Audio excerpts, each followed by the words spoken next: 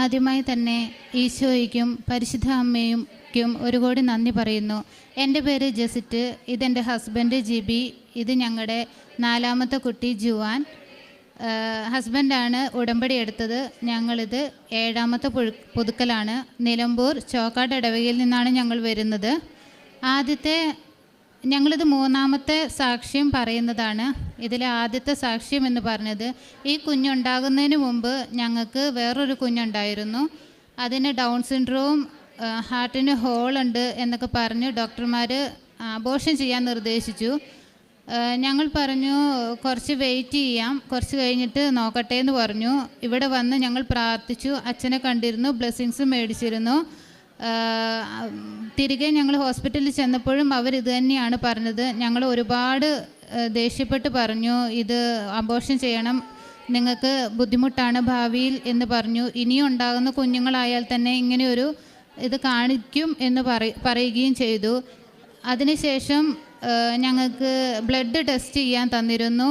അതിന് നല്ലൊരു സംഖ്യ വരുന്നതായിരുന്നു. അപ്പോൾ ഞങ്ങൾ അതിനുവേണ്ടി ഒരുപാട് പ്രാർത്ഥിച്ചിരുന്നു. ഞങ്ങൾക്ക് കിട്ടുവാണെങ്കിൽ നല്ലൊരു കുഞ്ഞിനെ തന്നാൽ മതി, ഇല്ലെങ്കിൽ ദൈവം തന്നെ അതിനെ തിരിച്ചെടുത്താൽ മതി. അതുപോലെ പ്രശ്നങ്ങളുണ്ടായിരുന്നു ആ കുഞ്ഞിന്. അപ്പം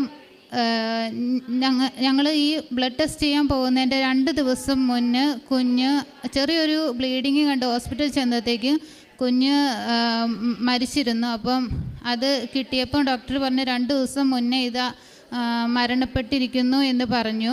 പക്ഷേ അതിനുശേഷം ഞങ്ങൾക്ക് വളരെയധികം സങ്കടമായിരുന്നു ആ കുഞ്ഞ് പോയത്. ഞങ്ങളുടെ 4ാമത്തെ കുട്ടിയായിരുന്നു അത്.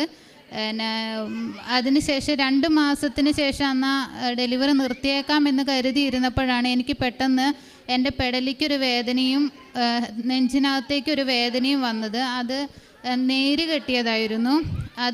അതുകൊണ്ട് ഞങ്ങളത് ഡെലിവറി നിർത്തുന്നത് നീട്ടിവെക്കുകയും, പക്ഷേ ആ 2ാമത്തെ മാസം ഇവിടെ വന്ന് പോയതിന് ശേഷം പ്രഗ്നൻസി ടെസ്റ്റ് ചെയ്തപ്പം അത് കുഞ്ഞുണ്ടെന്ന് കാണിക്കുകയും, ഞങ്ങൾ ആ കുഞ്ഞ് സ്കാൻ ചെയ്യുന്നതോടും വരെ ഞങ്ങൾക്ക് ഭയങ്കര ടെൻഷനായിരുന്നു. നല്ലോണം പ്രാർത്ഥിക്കുമായിരുന്നു, പ്രേക്ഷിത പ്രവർത്തനം നടത്തുമായിരുന്നു, ഉടമ്പടി വസ്തുക്കൾ ഉപയോഗിക്കുമായിരുന്നു, വചനം എഴുതി പ്രാർത്ഥിക്കുമായിരുന്നു. എന്തായാലും സ്കാൻ ചെയ്തപ്പോൾ കൊച്ചിന് കുഴപ്പമൊന്നുമില്ലാന്ന് കാണുകയും ആ ഡെലിവറി ഈ 5ാമതുണ്ടാകുന്ന കുഞ്ഞിനെ ഞങ്ങൾ മുമ്പോട്ട് പോവുകയും 35ാമത്തെ ആഴ്ച എനിക്ക് കുറേ പ്രശ്നങ്ങളൊക്കെ ഉള്ളത് കാരണം, വേദനയും കൂടുതലായത് കാരണം 35ാമത്തെ ആഴ്ച സിസേറിയനിലൂടെ പുറത്തെടുക്കുകയും ചെയ്തു. അങ്ങനെ ഞങ്ങൾക്കൊരു ഇപ്പം നിലവിൽ ഞങ്ങൾക്ക് 3 ആണും 1 പെൺകുഞ്ഞുമാണ് ഉള്ളത്. അത് തന്നതിന് പരിശുദ്ധ അമ്മയ്ക്കും ഈശോയ്ക്കും ഒരുപാട് നന്ദി. പിന്നെ 2ാമത്തെ സാക്ഷ്യം എന്ന് പറഞ്ഞാൽ, ഞങ്ങൾ ആദ്യം തൊട്ട് ഉടമ്പടിയിൽ വെച്ചൊരു കാര്യമാണ് ചേട്ടായിക്ക് വിദേശത്ത് പോകുന്ന കാര്യത്തെക്കുറിച്ച്. എന്തൊക്കെ ചെയ്തിട്ടും വിദേശത്തേക്ക് പോകാൻ നടക്കുന്നില്ലായിരുന്നു. 2023 ന്യൂസിലാൻഡിന് പോകാൻ ഒരു ശ്രമം നടത്തിയിരുന്നു. അത് പോയി മലേഷ്യയിലെത്തിയപ്പോൾ എന്തോ കാരണം കൊണ്ട് അത് തിരിച്ചയക്കുകയും ചേട്ടായി 3ാമത്തെ ദിവസം തിരിച്ച് വീട്ടിലേക്ക് എത്തുകയും ചെയ്തു. ഒരുപാട് പൈസ ഞങ്ങൾക്ക് അന്ന് നഷ്ടമായി, ഒരുപാട് ബാധ്യതയിലേക്ക് ഞങ്ങൾ പോയി. അതിനുശേഷം പണിയൊന്നും വളരെയധികം കുറവായിരുന്നു. അതിനുശേഷം ഇപ്പം വീണ്ടും 2ാമതൊരു പേപ്പർ വരികയും ഇവിടെ വരികയും ഉടമ്പടി പുതുക്കിക്കൊണ്ടേ ഇരുന്നത് 7ാമത്തെ പുതുക്കലാണ്. ഒത്തിരി പ്രാർത്ഥിക്കുകയും ചെയ്തിരുന്നു.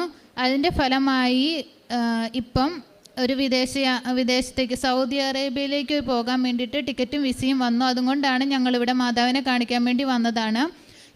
തിങ്കളാഴ്ച 6-ാം തീയതി വൈകുന്നേരം പോവുകയാണ്. ഈ ഒരു ജോലി തന്ന് അനുഗ്രഹിച്ചതിന് അമ്മയ്ക്കും ഈശോയ്ക്കും ഒരുപാട് നന്ദി. 3ാമതായിട്ട് ഏപ്രിൽ 14-ാം തീയതി ഞങ്ങളുടെ മൂത്ത കുട്ടീൻ്റെ ആദ്യ കുർബാനയായിരുന്നു. സാമ്പത്തിക ബുദ്ധിമുട്ട് കാരണം ഞങ്ങൾ ഈ പ്രാവശ്യം നടത്തുന്നില്ല എന്ന് കരുതിയതാണ്. എന്തായാലും ഇതുവരെയും കിട്ടാതിരുന്ന ചേട്ടായിക്ക് പെട്ടെന്നൊരു വർക്ക് തിരുവനന്തപുരത്ത് കിട്ടി. അതിൻ്റെ ഫലമായി അത്യാവശ്യം പൈസ ഞങ്ങളുടെ കയ്യിൽ കിട്ടുകയും വളരെ വിശുദ്ധിയോടും സന്തോഷത്തോടും കൂടിയിട്ട് കുഞ്ഞിൻ്റെ ആദ്യ കുർബാന നടത്തുകയും ചെയ്തു. ഞങ്ങൾ പ്രേക്ഷിത പ്രവർത്തനമായിട്ട് ഞങ്ങളുടെ അവിടുത്തെ ഒരു ശാന്തി സദനുണ്ട്. ഞാനൊരു ടൈലറാണ്, ഷോപ്പ് ഇട്ടിട്ടുണ്ട്. അവിടത്തേക്കുള്ള ഡ്രസ്സ് കാര്യങ്ങളെല്ലാം കട്ട് ചെയ്ത് സ്റ്റിച്ച് ചെയ്ത് കൊടുക്കും. 60 പേരുണ്ട്. ഞാൻ തന്നെയാണ് അതെല്ലാം ചെയ്തു കൊടുക്കുന്നത്. പിന്നെ വയസ്സായവരെ ഇടയ്ക്കിടയ്ക്ക് കാണാൻ പോവുകയും രോഗികളായി കിടക്കുന്നവർക്ക് ഞങ്ങളെക്കൊണ്ട് കഴിയുന്ന വിധത്തിൽ ഞങ്ങൾ സഹായം ചെയ്യുകയും ചെയ്യാറുണ്ട്. പിന്നെ പാലിയേറ്റീവിൽ പോയിട്ടുണ്ട്. അവിടെ പോകുമ്പം രോഗികളുടെ വീടുകളിൽ പോകും. അന്നേരമാണ് അറിയുന്നത് അവർക്ക് സാമ്പത്തികമായ സഹായത്തേക്കാൾ കൂടുതൽ നമ്മളിരുന്ന് സംസാരിക്കുന്നതാണ് അവർക്ക് ഏറ്റവും കൂടുതൽ ഇഷ്ടം എന്ന് അന്നേരമാണ് എനിക്ക് തിരിച്ചറിവുണ്ടായത്. അത് എനിക്ക് പലരോടും പങ്കുവയ്ക്കുവാൻ കഴിഞ്ഞു. പിന്നെ ഉടമ്പടി വസ്തുക്കൾ ഉപയോഗിക്കാറുണ്ട്. എന്തെങ്കിലും ബുദ്ധിമുട്ടുകൾ വരുമ്പോൾ ഞങ്ങൾ തൈലം, ഉപ്പ്, തേൻ എന്നിവയെല്ലാം മക്കൾക്കും ഞങ്ങൾക്കൊക്കെ ഉപയോഗിക്കാറുണ്ട്. ഞങ്ങൾ തൈലം കുരിശ് വരച്ചിട്ട് ഞങ്ങൾ എവിടെ ഇറങ്ങി പോകാറുള്ളൂ. പിന്നെ കടയിൽ പോയാൽ എനിക്കൊരു ടൈലർ ഷോപ്പാന്ന് പറഞ്ഞല്ലോ, അവിടെ എന്നാലും പച്ചത്തിരി നീലത്തിരിയും കത്തിച്ച് പ്രാർത്ഥന ചൊല്ലിയതിന് ശേഷം എന്ത് പ്രവർത്തനവും തുടങ്ങാറുള്ളൂ. പിന്നെ പാലിയേറ്റീവിൻ്റെ ഒരു ബോക്സ് വെച്ചിട്ടുണ്ട്. ഈ ഉടമ്പടി എടുത്തതിന് ശേഷമാണ് ഞങ്ങൾക്ക് അങ്ങനെ ഒരു ബോധ്യം ഉണ്ടായത്. ഞങ്ങളതിൽ ഞങ്ങൾക്ക് കിട്ടുന്നതിന് ഒരു തുക അതിൽ ഇടാറുണ്ട്. മറ്റുള്ളവരെ കൊണ്ട് ഇടിയിപ്പിക്കാറില്ല. ഞങ്ങൾ തന്നെയാണ് അതിൽ ആ ബോക്സിൽ ഇടാറ്. അങ്ങനെ ഞങ്ങളെ കൊണ്ട് കഴിയുന്ന രീതിയിലെല്ലാം പ്രേക്ഷിത പ്രവർത്തനങ്ങൾ ചെയ്തു പോരുന്നു. പത്രങ്ങൾ വിതരണം ചെയ്യാറുണ്ട്. പള്ളിയിലായിരുന്നു ആദ്യമൊക്കെ കൊടുത്തുകൊണ്ടിരുന്നത്. പിന്നെ അത് നിർത്തി. ഇപ്പം ഞങ്ങളുടെ അവിടെയുള്ള അക്രൈസ്തവർക്കും വേണ്ടപ്പെട്ടവർക്കും മാത്രമേ പത്രപ്രവർത്തനം നടത്താറുള്ളൂ. ആവശ്യപ്പെടുന്നവർക്ക് ചേട്ടയ ഇവിടെ പ്രേക്ഷിത പ്രവർത്തനമായിട്ട് ആൾക്കാരെ കൊണ്ടുവരുന്നുണ്ട്.